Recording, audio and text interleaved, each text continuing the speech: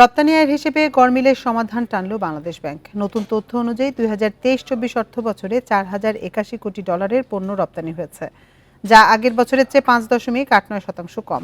তবে অর্থনীতিবিদরা বলছেন, পণ্যের মূল্য কম বেশি দেখিয়ে অর্থ পাচার হয়েছে।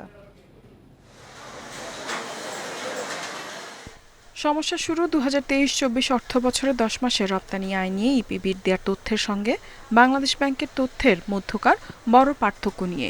ইপিবি ১০ মাসে $৪৭.৭৪ বিলিয়ন রপ্তানি আয়ের তথ্য দেয়, আর বাংলাদেশ ব্যাংক বলছিল রপ্তানি ছিল $৩৩.৬৭ বিলিয়ন। দুই সংস্থার মধ্যে তথ্যের ব্যবধান ছিল $১৪ বিলিয়ন।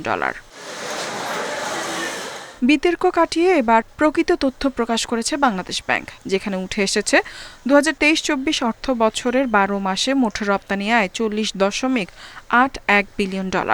হিসাব অনুযায়ী অর্থ বছরের শেষ ২ মাসে $৭ বিলিয়ন কিছু বেশি রপ্তানি আয় হয়। ব্যবসায়ীরা বলছেন, বৈশ্বিক সংকটের প্রভাবে কমেছে আয়।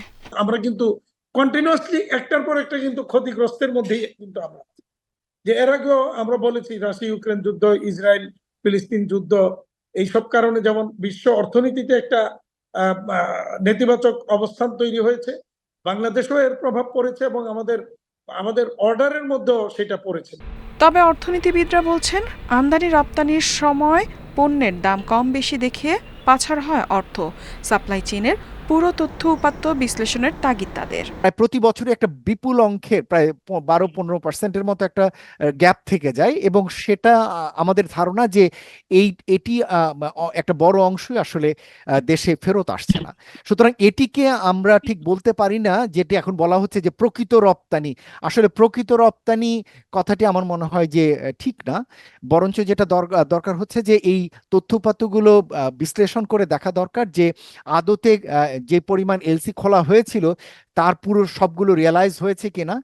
রপ্তানির প্রকৃত তথ্য প্রকাশের ফলে গত অর্থবছর বাণিজ্য ঘাটতি বেড়ে দাঁড়িয়েছে $22.43 বিলিয়ন, আর গত অর্থবছর চলতি হিসেবে ঘাটতি দাঁড়িয়েছে $6.51 বিলিয়ন। ইফাত আরা, ইন্ডিপেন্ডেন্ট নিউজ।